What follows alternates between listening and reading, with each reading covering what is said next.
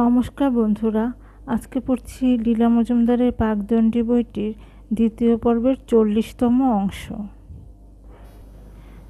দিলীপের বাড়ি থেকে আমরা 10-12 জন অতিথি অভ্যাগত একসঙ্গে গিয়ে সারি বেঁধে একটা সিঁড়ির নিচে দাঁড়ালাম। শুনলাম ওই সিঁড়ি দিয়ে উঠে ওপরের পুলে বসা শ্রী অরবিন্দ আর শ্রীমাকে দেখে ওপাশের আরেকটা সিঁড়ি দিয়ে নেমে যেতে হবে। বারবার বলা হলো যেন পা ছুঁয়ে প্রণাম করার চেষ্টা না করি বা দাঁড়িয়ে ভক্তি নিবেদন করার চেষ্টা করা না হয়। লাইনে দাঁড়িয়ে আছি, দিলীপের আরেক অতিথি বললেন, মামিমা, খালি হাতে দেবদর্শনে যেতে নেই। আমি নিরাকারে বিশ্বাসী। খালি মনে যেতে হয় না ভাবি, খালি হাতের কথা মনে হয়নি। তিনি আমার ছেলে আর আমার হাতে একটা করে পাতার আর একটি করে ফুলের মালা দিয়ে বললেন, পাতাটি শ্রী অরবিন্দের, ফুলেরটি মায়ের। সিঁড়ি দিয়ে উঠে তাই দিলাম, যেন দুটি নিখুঁত আঁকা মূর্তি। কোনো প্রাণের স্পন্দন দেখতে পেলাম না। এত সুন্দর সাজানোর মধ্যে দৃষ্টিকটু শুধু 3টি কাঠের প্যাকিং কেস ওদের পায়ের কাছে বিরাজ করছে। শ্রী অরবিন্দ বসেছেন কৌচে, মা সিংহাসনে। ফুলের মালা আর তোড়া ফেলা হচ্ছে দুটি ছোট প্যাকিং কেসে, আর বড়টিতে টাকা কড়ি, গয়নাগাটি, কাপড় চোপড় এবং অন্য শৌখিন উপহার। মনে যে সুর বাজছিল তার তাল কেটে গেল, এই রকমই মনে পড়ছে। লিখে তো রাখিনি, কিছু কিছু ভুলেও গিয়ে থাকতে পারি। আমি ওই দর্শনে অভিভূত হইনি।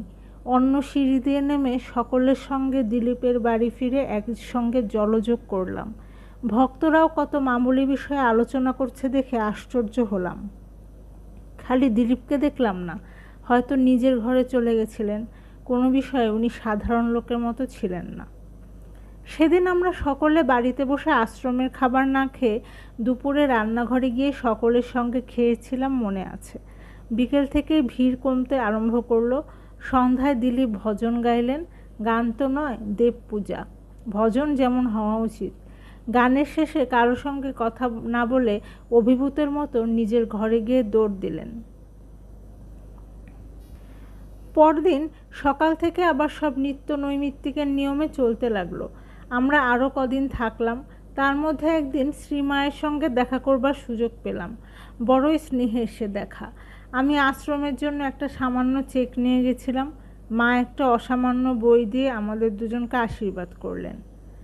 দেখতে দেখতে ফেরার দিন এসে গেল। তার মধ্যে একদিন আমার অনুরোধে নিশিকান্ত তার আঁকা ছবি প্রদর্শন করলো। অপূর্ব সব বৃক্ষহীন দৃশ্য, পাহাড়, সাগর, মন্দিরের মতো মূর্তি। কোথাও আগেকার সেই প্রাণের উচ্ছলতা খুঁজে পেলাম না। কান্না পাচ্ছিল। শাহানাদি একদিন গান শোনালেন, বড় ভালো লেগেছিল। কত পুরনো গান। দিলীপ জাননি। বাড়ি ফিরতে জিজ্ঞাসা করলেন, কেমন লাগলো? উচ্ছ্বসিত প্রশংসা করলাম।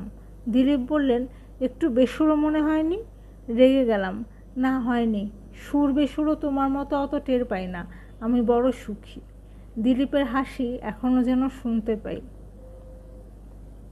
ভোরে চলে আসব, বাধা ছাদা হয়ে গেছে। নতুন ফরাসি বন্ধু মনে সাহেব এসেছেন, আরও অনেকে এসেছেন। দিলীপ বললেন, কি কি ভালো লেগেছে সে তো অনেক শুনলাম, মন্দ লাগেনি কিছু? মুশকিল হলো, আমাকে কেউ কিছু জিজ্ঞাসা করলে আমি সাধ্যমতো তার উত্তর দিই। এবারও দিলাম। অনেকে বিরক্ত, অনেকে স্তম্ভিত। দিলীপ ভালোভাবে নিয়ে যথাসাধ্য উত্তর দেবার চেষ্টা করলেন। আমি বললাম, আশ্রমবাসীদের বড়ই অসহিষ্ণু মনে হলো। অন্যের দোষ দুর্বলতা বিষয়ে বড় বেশি সচেতন। এখানে এসে শুনেছি আমরা সংসারের কীট। আমরা কিন্তু জানি যে নিজেদের দোষের আর অন্ত নেই। তাই অন্যের বিষয়ে উদার হওয়া শক্ত হয় না। আরও বলেছিলাম, এখানে সাধনার জীবন, তাহলে এত সব তুচ্ছ বিষয় নিয়ে এত নিন্দা পরচর্চা কেন? দিলীপ বলেছিলেন, এরা এখানে আসার আগেও যেমন ছিল এখনও তাই, বরং আরও আত্মকেন্দ্রিক হবার বেশি সুযোগ পায়। বলতে শুরু করেছিলাম, তাই আরও বললাম, শ্রী অরবিন্দ আর শ্রীমাকে যত দেখলাম শুনলাম তত শ্রদ্ধা হলো। কিন্তু আশ্রমে সাধিকারা পরে সাদা কাপড়, গায়ে গয়না নেই। তাহলে মার এত সিল্ক সাটিন, হিরে মাণিক্য, চোখে রং, মুখে রং কেন? এবার দিলীপ ভালো উত্তর দিতে পারলেন না। বললেন, এসবে ওর কোনো লোভ নেই, উনি এর উপরে। ভক্তরা দেয়, না পড়লে মনে কষ্ট পাবে তাই পড়েন। প্রসাধনও ওই জন্যই। ভক্তেরা দেখতে চায় তাদের মায়ের কত রূপ, তাই সাজেন, নইলে সাজসজ্জার ওর কী বা দরকার। এই মর্মে যদিও অন্য ভাষায় দিলীপ উত্তর দিয়েছিলেন, আমার মন ওঠেনি। পরদিন বিদায় নিয়ে সন্ধ্যার গাড়ি ধরলাম। সেটি ছিল রবিবার। মদ্যপিপাসুরা চারদিকে শুকনো প্রদেশ থেকে এসে শনি রবি সরসভাবে কাটিয়ে অল্প বিস্তর অপ্রকৃতিস্থ কিন্তু পুরোপুরি খোশ মেজাজে ভিড় করে গাড়ি চাপল। দেখলাম আরেক দল নারী পুরুষ নিজেদের গায়ে 2-3টি করে রেশমি কাপড় জড়িয়ে শুল্ক এড়িয়ে মাদ্রাজ চলেছেন। একজন ইন্সপেক্টর হাসি হাসি মুখে সামান্য টলতে টলতে আমাদের কামরায় ঢুকে বলল, সব চেক করব, খুলে দেখান। আমি সুটকেস খুলে দিয়ে তারপর বেডিং দেখিয়ে বললাম, ওটা খুললে তোমাকে ফের বেঁধে দিতে হবে। লোকটা হাসিতে ফেটে পড়ে বলল, আমার দিকে তাকিয়ে বলুন, আমার কি তেমন অবস্থা আছে? ঠিক আছে, ধরে নিলাম আপত্তিকর কিছু নেই। আমাদের সঙ্গে মাদ্রাস অবধি আমাদের এক কুটুম্ব এলেন। সেদিনটা শম্ভুর বাড়িতে থেকে সন্ধ্যায় কলকাতা রওনা হলেন। আমরা আরেক দিন থাকলাম। শম্ভুরা যে কী আদর যত্ন করলো সে আর কি বলবো। যা যা দেখা বাকি ছিল সব দেখিয়ে দিল।